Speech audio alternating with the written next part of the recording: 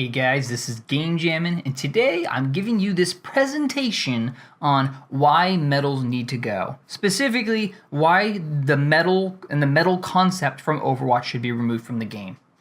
So for those of you who actually haven't played Overwatch or haven't played it in a little bit, let me remind you about the general concepts of medals in the game. So the first thing to note is that there are 5 categories for where you can get a medal, and the medals range from bronze, silver, and gold, right? Or no medal at all. The categories are eliminations, objective kills, objective time, hero damage, and healing. So I was already saying that you can get gold, silver, or bronze. And what's important here is that the medal that you have during your gameplay will change according to how your teammates are playing. So if your teammate scores more hero damage than you will drop from gold to silver, and they will take gold. And it can change over time based on the conditions, right? However, the medals are static across all heroes. It doesn't matter what role you're playing. So even if you're playing support, it still asks you, and it still gives you that medal for hero damage if you get hero damage done. Or maybe you just don't medal in that category at all. Your medal count and rank are not visible to anybody besides yourself. And so that gets to the first question I have. And this is going to remember how when you first started Overwatch, or just pretend you're a new player to the game, the first indicator you have in the game of anything that tells you about performance are those medals. So moving on here. So the first question is, are medals even a good indicator of success? And that's what I want to talk about here, and whether that actually gives you information that's helpful. So the first question is, if your team is winning a game, do medals even matter? No, absolutely not. If you're winning a game, most people are not going to change what they're doing. If it's not broken, you don't fix it. It's that sort of mentality. But so if your team is losing, however, the medals may be an indicator to tell you whether you should change what you're doing or whether somebody else on your team should change what they're doing. And I think that's what they were going with when they originally created this concept.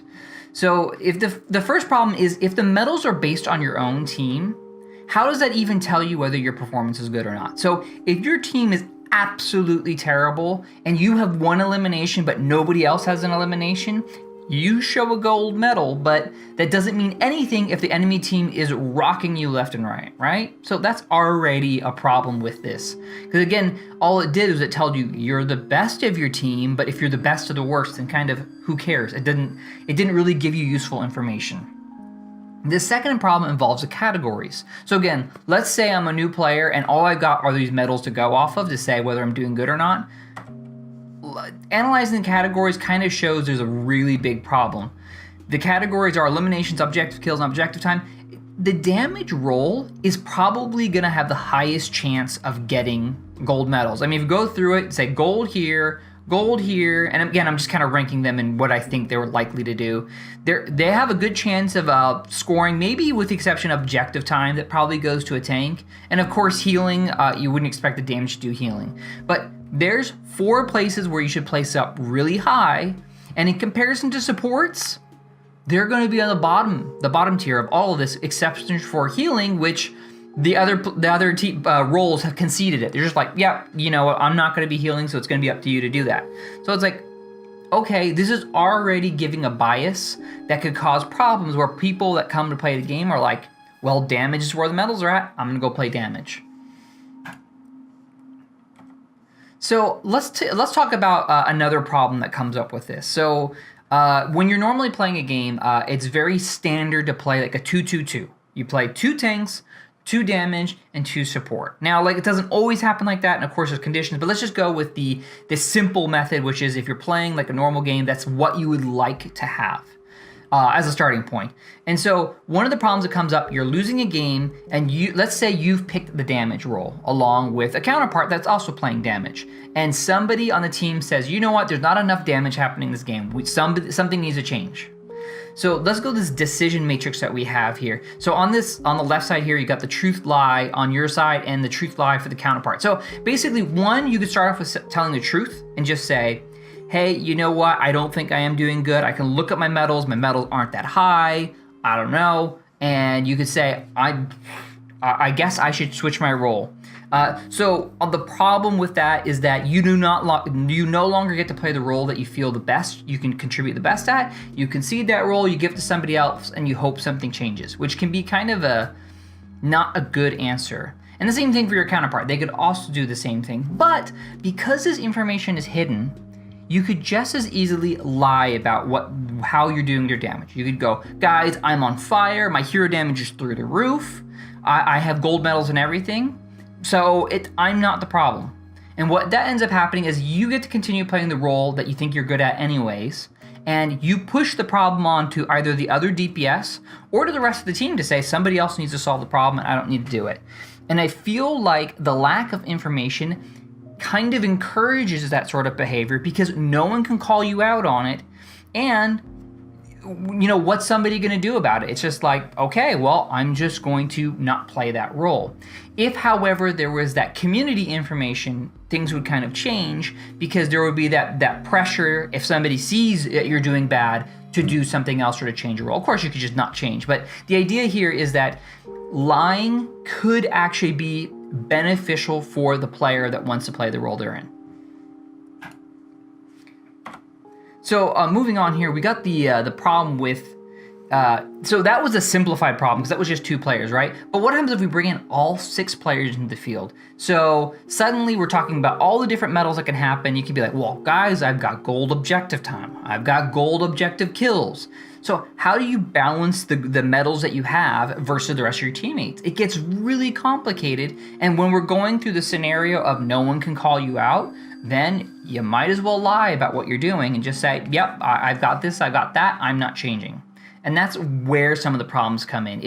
You're kind of creating this like contentious thing amongst your team where everybody's fighting against each other instead of trying to work to solve the problem. And have you seen this? 4 gold. Whoa, gold. That's very typical during a game. But any game that you're losing or you're struggling in, people start calling out the medals and saying, I've got this.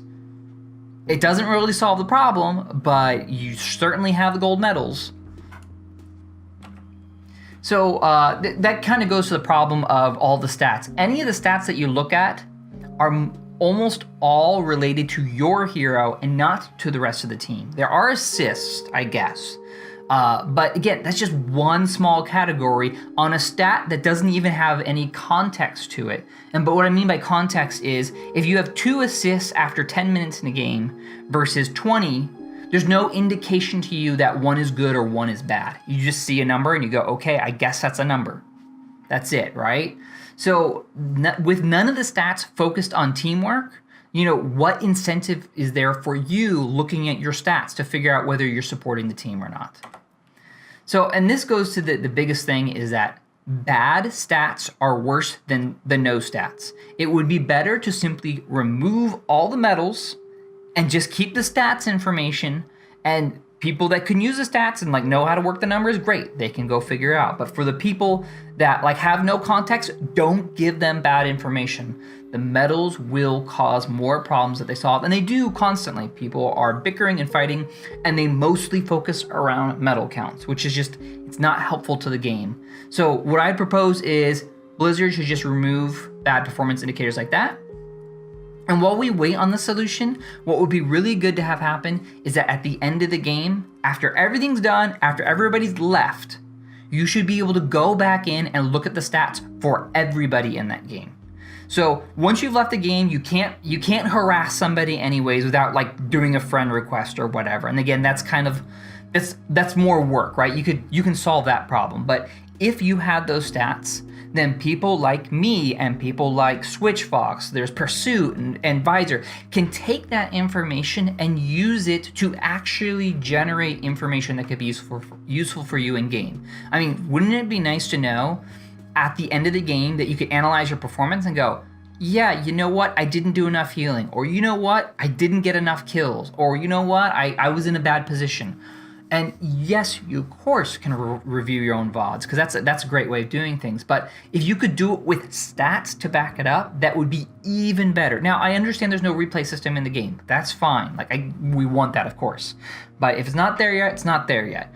But stats you can just dump out a page of stats. It's not a big deal. Just have something that has the data for you and we can take it. So I was saying here that data analysts like me can help out with the problem, and that's exactly it. You're crowdsourcing the problem and letting other people contribute where Blizzard can't contribute right now. And I think the other thing that would be super beneficial about this as well is talking about patch and balance updates. Right now, the balance update discussion is it's not objective at all. It's all subjective. It's this feels right or this feels wrong. He does too much damage. Based on what? I don't know. It just feels like he does too much damage. So we have Torbjorn that's just about to be live and competitive, and it's going to be all sorts of craziness because one, you're going to have a lot of people that don't know how to play Torbjorn start playing him. But two, if he is overpowered, which to be fair, I think he likely is, you will find lots of people playing him, and instead of getting a balanced discussion about it, it's going to be information like, he's crazy overpowered, nerf him to the ground. And it's like information that tells you the damage or how he's doing in game will help to drive better balanced decision discussions. Because maybe you'll find out he's overpowered on certain maps, and other maps he feels pretty neutral or actually kind of weak. And so then it's not a discussion of he's an overpowered hero, he's just really good on some maps and bad on some other maps. And it's like, okay, maybe he's balanced. But anyways, that's kind of my rant. I'm going to be doing more of these kind of videos. So if you really like this kind of video, let me know in the comments what you want to see me talk about next. I think the one that I'm going to be talking about a lot more about is game stats in general. My focus here is to get information to players that allows you to play better competitive. Right now, the information sucks. It's no good. And so my focus is to continually talk about this until Blizzard does something about it. So thank you for watching, and I'll see you guys in the next video. Bye!